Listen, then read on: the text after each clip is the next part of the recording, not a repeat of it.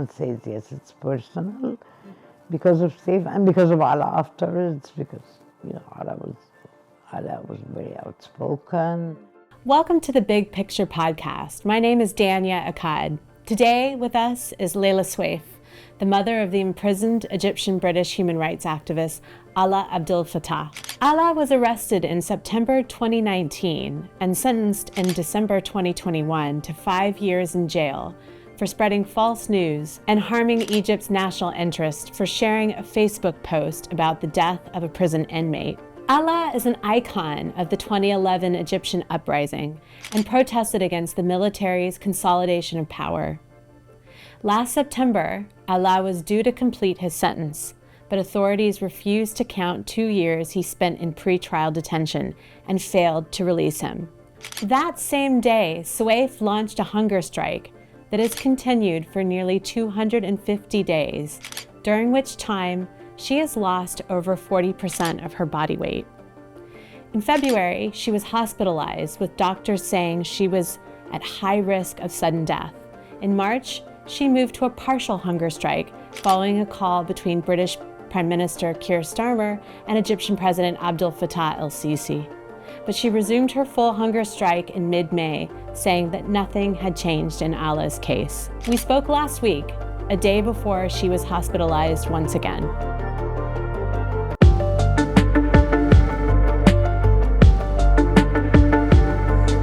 Laila, I wanted to ask you today about the news this morning about the UN Working Group on Arbitrary Detentions ruling on Alaa. They've ruled that he's being arbitrarily detained and the Egyptian government should release him immediately. Do you think this ruling will change things? It will certainly put pressure on the government, whether it will actually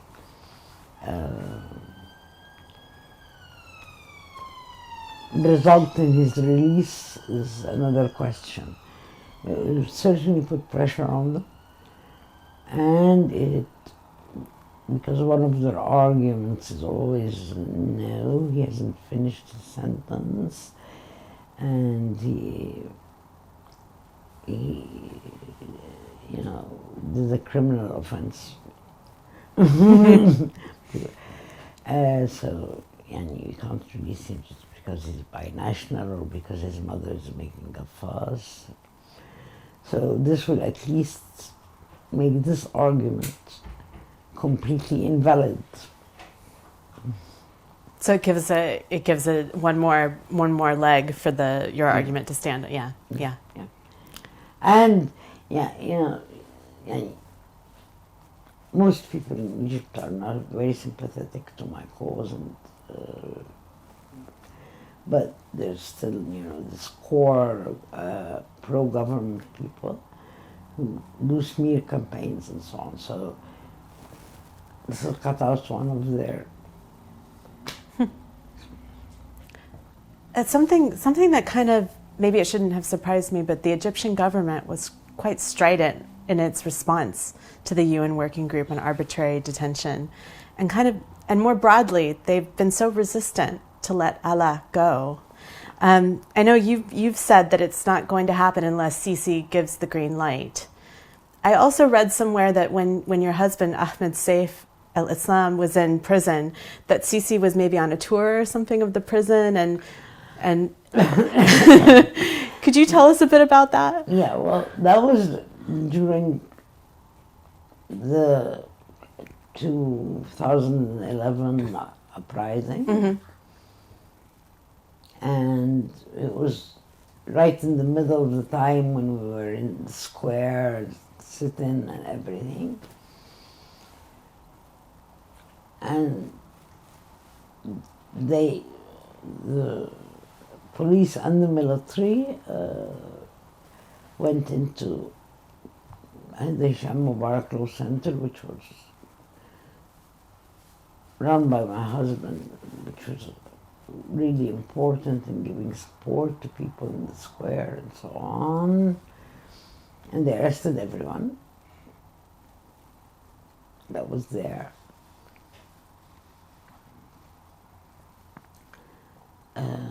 actually, we saw them surrounding the place, and I called Safe and said, they're going to arrest you. And he said, what should we do? He said, go on with what you're doing. And I mean, it was really badly timed from the regime's point of view, because it was the morning after that famous camel. So really, and that thing that turned most of public opinion all over Egypt to our side. Right. So they go and arrest these guys. So anyway, they arrested them, they took them, put them in custody with military intelligence. And at that time, Sisi was the head of military intelligence. It was the Thursday. So the next day was the biggest Friday we'd ever had, with demonstrations everywhere. I mean, you know, we got phone calls. There's a demonstration in Marsa Alam. Wow! There's a demonstration in Gharda. Everywhere. And the man who, even the officer who was in charge of the actual detention place said to see if you ran your bet.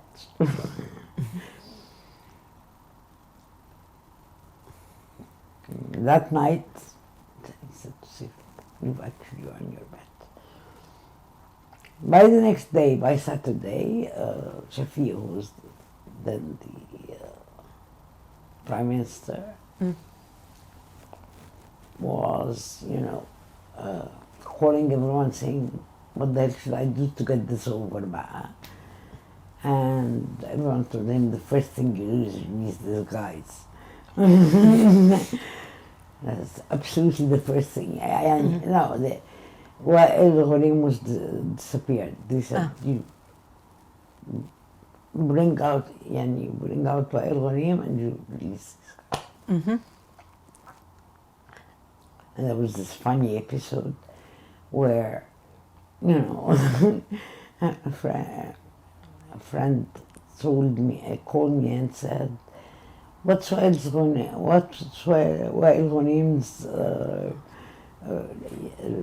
third name, because they can't find. Guys, you got divorced and you need his and you can't find it out, come in. I said, you're joking. I said, no, it's true. Shafi's office is asking us what is the three-part name of El-Ghanim's. Wait, they had lost him in the prison system? Because they couldn't I don't know what happened. I don't know what happened. So I said, okay. And it was stupid because they could have found out that name, and not very difficult. So anyway, because it took me 10 minutes to get them the name. I phoned another friend, and he said, I don't remember, it was like Mustafa Ghanim or something. I don't really remember. I called back and said, that's it. At the same time, they were going through the procedure of releasing the people they picked up in the Hosni Mubarak Center. And they were actually on the point of releasing them when Sisi walked in. And he said, you go back now to the square and tell people to disperse. So, and everyone just wanted to get out of there, but Ahmed Safe couldn't let this go. So he told him, that won't happen. We won't do that, and if we did that, people wouldn't listen to us anyway. The square will not disperse until Mubarak resigns. He said that to Sisi? Yeah. So Sisi's answer was something like, it's old memory, so something like, Mubarak is not going to resign. He's already conceded enough. And you're going to be here you're going to be locked up forever. And he walked out very angry. And 2 hours later, they were released because so it was a really stupid thing to say, Karanya. I guess I ask about this episode because the Egyptian government seems so determined to hold Alaa.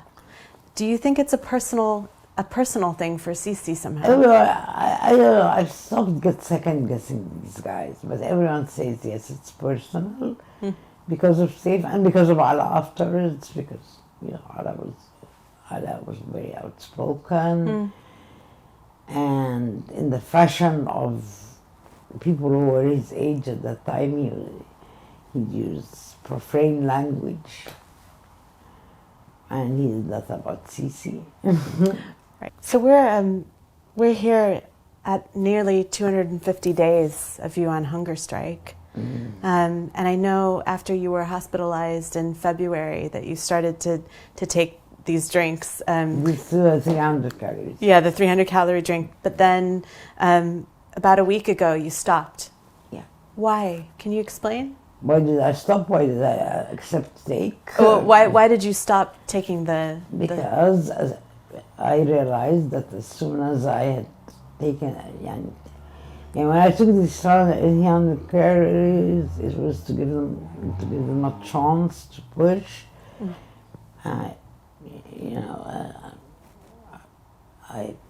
Because Eid was coming, there was all these rumors about Ramadan release, Eid release. Eid was coming out, so I thought, okay, give them a chance until Eid.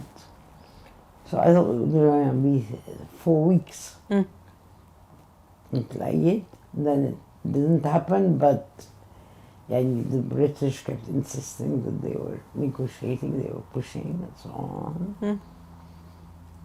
So I went on like that just to give them time, and then I realized that everything was slowing down. The British were allowing the Egyptians to dictate the pace.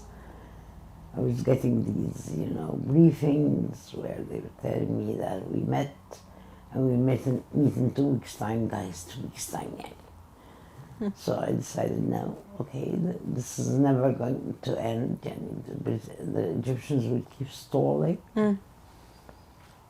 So I really have to create another crisis, real crisis. So, okay. And here we are. And here we are. You're about a weekend. It was not this Monday. The following, yeah. The one before that. That was when I started. And we were talking a little bit before the cameras went on about the conditions under which you might consider, maybe having the 300-calorie drink again. What would you need to have shift at this point to do that? I would need to have an obvious shift in the Egyptian government's position. Either, and these are just examples. They allow consular visit, or the public prosecutor makes a public announcement that he's reviewing this thing about he has finished his sentence or not, or the public prosecutor, because the argument for finished his sentence or not is that he was on remand for another crime, not for this one, which is bullshit, because and because even if he was on remand for another crime, it should be counted still, Yeah. But if the public prosecutor closes the other case, which is the same case but under a different number, because they have not had, normally it should be closed. They haven't had questioning about it. since Alaa was sentenced on the second case, so he can close it easily, yani, and then there would be no difference. And it would be a closed case, so his remand, his pre-trial time on that case would be counted. And then therefore he should be released, right? So something like that, which gave hope of this thing finishing in a couple of weeks' time or something, I would reconsider. I don't say I would stop, but I would reconsider. And from the British side of things, I know the Prime Minister, Keir Starmer, has called Sisi personally twice since February. Once in February and once, I guess, last week. Yeah. And personally said, please release Alaa. Alaa is still in prison. Alaa is, having his own hunger strike, which I'm sure worries you. Yeah, very much. It's now day 89, and that's a long time. I mean, the mere fact that I managed to survive, that doesn't make what other people's time a short time, particularly since Alaa is prone to stomach ulcers and stones in the kidney, both things which would be exacerbated by hunger. I mean, and given the situation, what levers do you think the British government have that they haven't used yet? We've given them a list of levers exactly.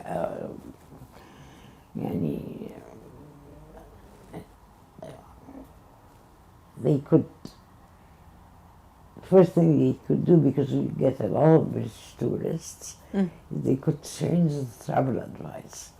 Just to make it truthful, actually. All we're asking is that on the travel advice, they put that if you get in trouble with Egyptian authorities, and particularly if you're a binational, we might not be able to provide consular access. To just state that in the... And that's absolutely true. I'm not telling them to say anything which is untrue. Or even anything which is... there are lots of problems for tourists in Egypt sometimes. But there are problems by the government and so on. It's true that they try to protect them, but this is completely true, and it's completely the government's responsibility. I know also in the past the family has suggested that maybe the ambassador could be summoned, the Egyptian ambassador here in the UK. Exactly. That isn't just that. That's what Lamy suggested when he was shadow foreign secretary. And what happens when you put that on the table now? You got when we met Lamy, we said that you suggested a lot of things when you were shadow foreign secretary. Isn't it time to implement them? Now that you're... And he said, but it's different. I've found out more. It's more difficult. It might make it... stuff like that. Okay. We've got this joke in Egypt because you are not you once you're a minister. Because there was this advertisement for something, I don't know, some kind of candy or something, which said, "You are not you when you're hungry." And in the advertisement you get some a monster, and then they feed him and he becomes this sane man. So we've got this joke, you are not you when you're a minister. So you are not you when you're a minister. But to be fair, Lamy was trying, except that he was trying in the wrong place. Because things, And he was talking a lot to the Egyptian foreign minister. The Egyptian foreign minister is never going to do anything, even convey messages, unless he has the green light from Sisi. So it really does go back to Sisi. Yeah, that's why I kept telling them things, you'd go from top to bottom. So you have to talk to Sisi. And the person who can talk to Sisi is Mr. Starr. I wanted to ask you about Alaa. Alaa is not the first political activist in your family. No, I mean, I was a political activist. His father was a political activist.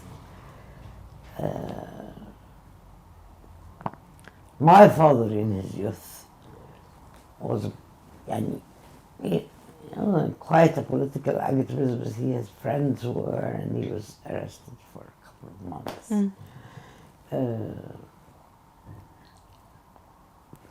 So my uncle was a political activist, who was, he was actually a member of a communist group in the early 50s, late 40s and early 50s. And these were a very hard-headed group. They'd refuse lawyers and refuse to talk to the court and stuff like that. And he was arrested and he was in jail, and my grandfather was going mad because, he got him the best lawyer, one of the best criminal lawyers in the country, because they were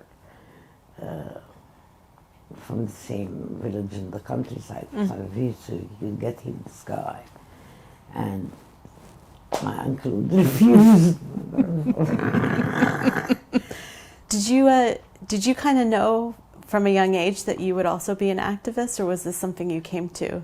I didn't know I was going to be this much of an activist. No, I didn't think I would be pushed to becoming almost a full-time activist, because I always knew that I wanted to be working in mathematics research, and that would be my main vocation. And I would be, a volunteer on some things. At first I would be a volunteer on, people who were poor or deprived. I would try to help those, and then when I became aware of torture and stuff like that, okay, I would do volunteer work against that. And actually until 2011, I concentrated on only two subjects in human rights. I helped if people asked me for help, but I concentrated on torture and academic freedom. That was where I put in my efforts, not just waited for someone to need support. I guess just it would seem that, even though you focused on certain issues, your life. Of course, but yeah, of course, I mean, and it had to accommodate Safe's life, who was at that point working on human rights, whatever rights. Safe was very strong on that, and that's what actually made him an eminent lawyer, a human rights lawyer, and because he did not, he was willing to defend anyone whose rights had been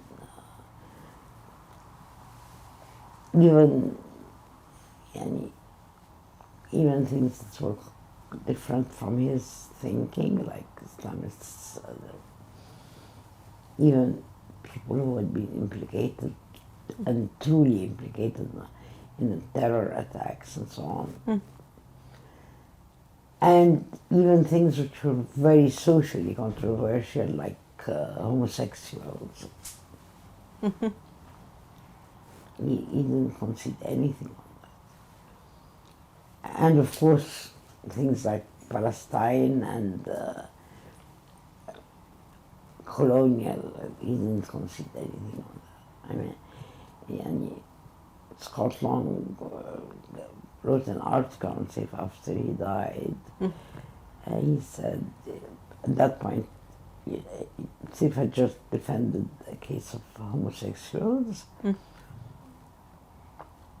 which most even human rights organizations in Egypt wouldn't touch. And Scott at that time was, that's what he was doing, gay rights and so on. So he says he met Saif to thank him for the work, and as soon as he came in, Saif asked him, "What's your organization's position on what's happening on Palestine?" And he said, Scott said, "We don't have a position, we're concentrated on this." And he said, Saif told him, human rights is a paradigm. You don't concentrate, you can concentrate your actual work, but you do not have a position on human rights, on any form of human rights. And Scott said, that changed me. How did you two meet? See? We met when we were students. He was an activist. He was a well-known student leader and so on. Socialist. And my inclinations were socialists. So, and this was in the 70s. We could still have, when Sadat was pretending to be democratic, so we had, a socialist club in the university. And I joined the socialist club, but I met him.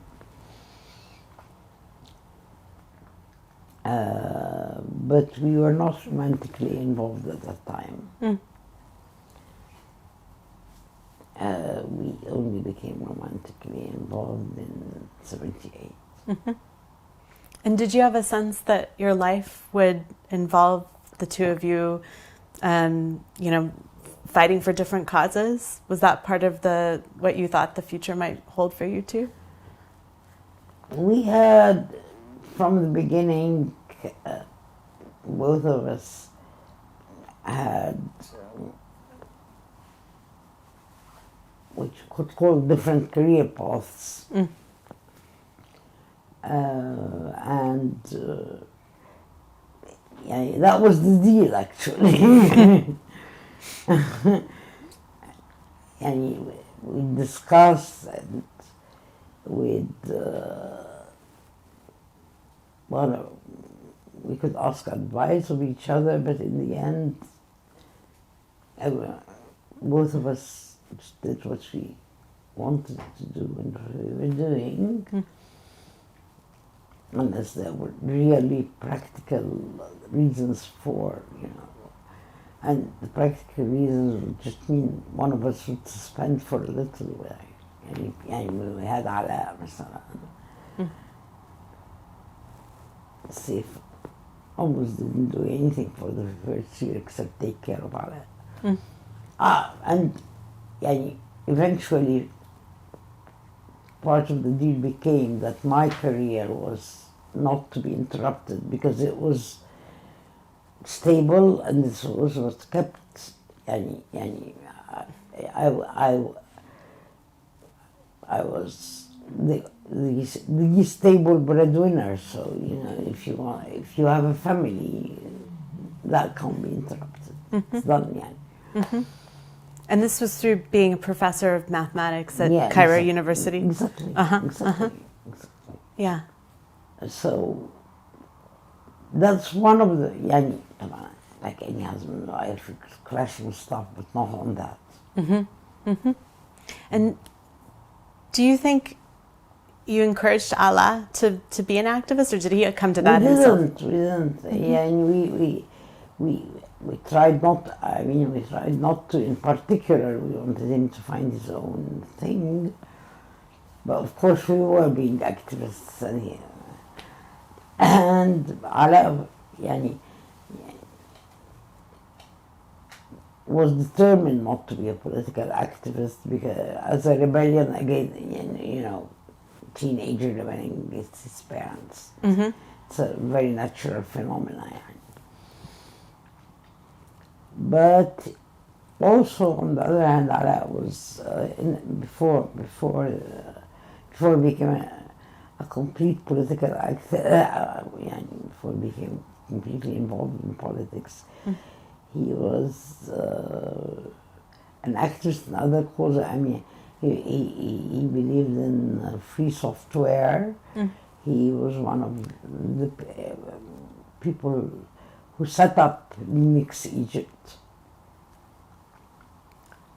He was a blogger. He encouraged citizen journalism.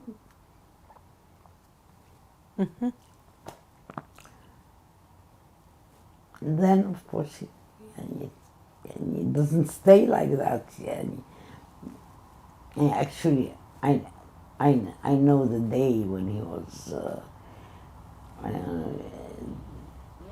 There was this when Mubarak, there had been calls for Mubarak to change the constitution to allow for several presidential candidates. And eventually they did change the constitution, but it was a nominal change. They put really impossible conditions on having several candidates. So, and this was the day that that constitution, that they were putting the constitution to a popular vote. So we were demonstrating against that. And Alaa was standing with the press covering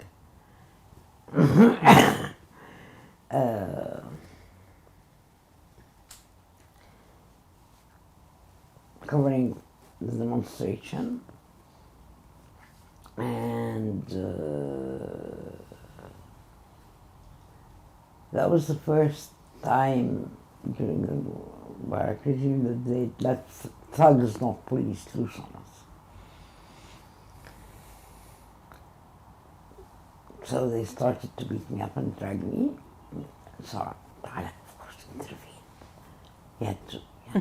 I was, and tried to protect me, and they stole his laptop and his equipment. And eventually he broke his toe or something, so we had to go home.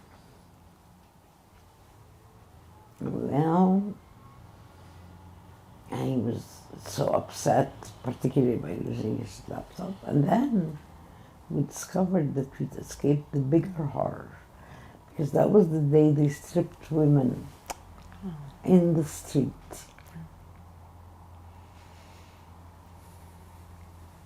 And we escaped that because we had, and some of the girls who were stripped were personal friends of ours. So from that time back, no way. That was the turning point. Yeah. How do you keep going with this fast? Yeah. This is we're going on 250 days now. How do you have the energy? Okay. Let's be precise. The the proper fast, and not the partial, lasted 150 days, not. And then the partial lost, I stopped counting, but, and then I'm back there. Okay. So let's say how did I manage the 150? I'm doing the hunger strike, which is like the Palestinians do, water and salts. It's actually the salts that are far more serious and dangerous. And so actually after 10 days or something, you stop being hungry. Your body goes into a mode where it's burning your own fats. I was overweight when I started. I was 85 kilos. I was this plump woman. So the body had quite a bit of fat.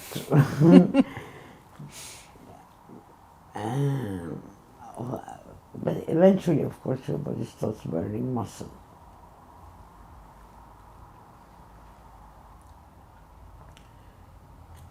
But in fact, I've discovered since I got Dania and so on that moving is better, and and it is better even for sugar. You burn faster, so it shortens the time, but for the first 70 days I was teaching. I was going on with my normal life as much as possible. And after I got out of a lecture, my readings would be higher because I'd be teaching and talking to students, which is something I love to do. So that's how I keep going. And of course, I need the support. It gives you a lift. Well, I wanted to ask you about that because I saw a video of you in Cairo recently where you had people coming to visit you. It seemed like there was an endless stream of people, and it was clearly really dangerous for them potentially because they may have been surveilled. Exactly, that's why it's so touching that these people are taking a risk to support me, and that day they were exactly as you said. The house kept filling, and people were leaving because to give space to others.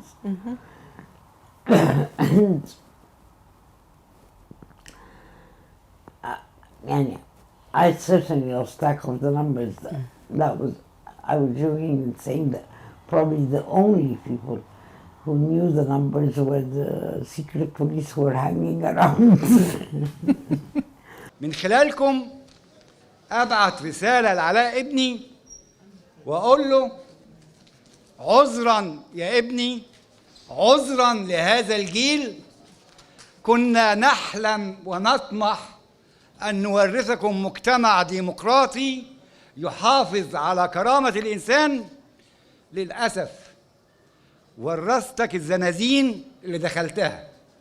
في 73 كنت في سجن الاستئناف، 2011 علاء كان في سجن الاستئناف، في 83 كنت في لينان تورا، النهارده علاء في لينان تورا، في 72 لما اتفض اعتصام قاعة الاحتفالات الكبرى في جامعة القاهرة ودونا لمعهد أمناء الشرطة حتى يتم فرز من يطلب مباحث أمن الدولة ومن لا يريد مباحث أمن الدولة. علاء قضيته بتنظر في مبنى معهد أمناء الشرطة. منى بنتي ولدت وأنا في السجن. خالد ابن علاء ولد وهو في السجن.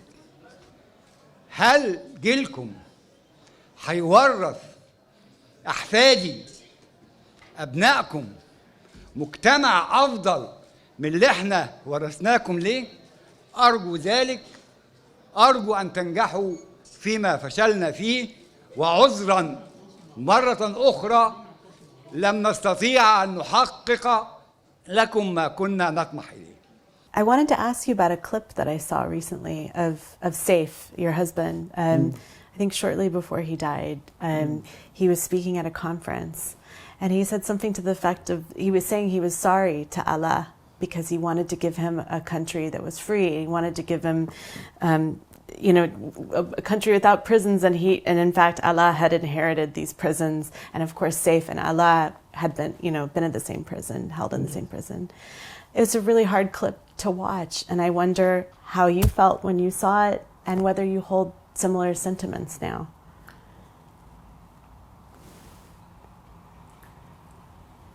I felt worried mainly about Saif because at that time his health was deteriorating, he was going on. And so I was worried about Saif. And of course I felt the same about the revolution, because really in 2011, 2012, our hopes were very high.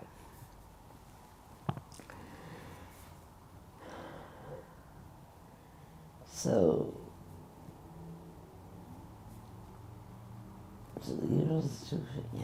those were my main feelings. I was worried about Saif. I was worried about Alaa. I think at that time Sanaa too was in detention. I actually worried less about Sanaa than Alaa because she was so resourceful.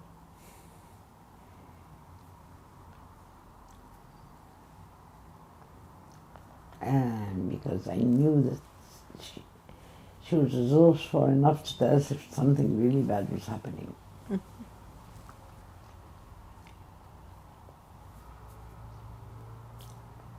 But in the end, I was worried about both of them, and me and Mona had to run around from one prison to another, and then we had to stay with, then we were staying, and Saif's health collapsed, and he was in intensive care, so we spent all our time there except when we were running from one prison to another. It was, but again, we got all this sympathy, Do you still, I know we're in a particular maybe dark chapter of all of this, but do you still hope that someday you will be able to pass on a free Egypt to Allah? No, I don't hope for that. I hope that Allah will be able to pass on. No, I don't even hope for that exactly, because that has something not to do with Egypt, but with the whole world. The whole world now is going in the wrong direction, and it has consequences that are irreversible, like ignoring the climate crisis. So, I'm heartened by the fact that more and more people are becoming aware, but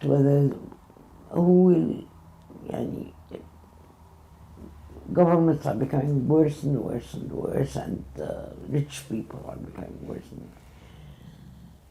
So, I don't know, humanity might get it free if they manage to do it fast enough for civilization not to have collapsed under climate change. Last question. We often, obviously you're out in front talking to all the journalists. We don't get to talk to Allah, but he's written quite a lot. If you wanted to recommend something that maybe people could read right now just to kind of keep Allah in their thoughts, what would you recommend we read? In fact, most of the articles that come out in his book, You Have Not Yet Been Defeated,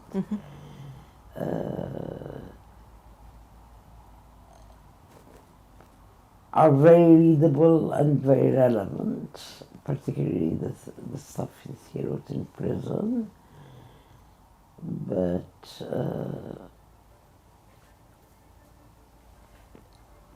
there's one article that he wrote when he was doing this police parole thing where he had to sleep in the police station. Mm-hmm. It's I don't remember the name. It's 5.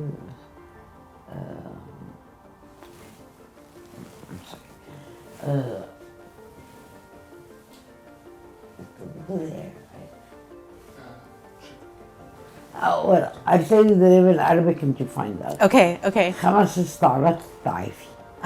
Okay. Okay. Okay. That's very relevant. Okay. And very على. And let me add that I recommend if people know Arabic, they read the stuff in Arabic. It's even more powerful. Amazing. Thank you again for speaking with us. Thank you. Thank you for watching this episode of The Big Picture, and a big thank you to Laila Soueif for speaking with us. She remains in a hospital in London as this program goes to air, with her doctor saying she is at immediate risk of sudden death and that there is a clear risk of irreversible damage to her organs. She is refusing glucose treatment. As always, we want to hear what you have to say about this conversation. So please leave your thoughts in the comments below. And you can listen to this episode in audio format wherever you get your podcasts. Until next time, goodbye.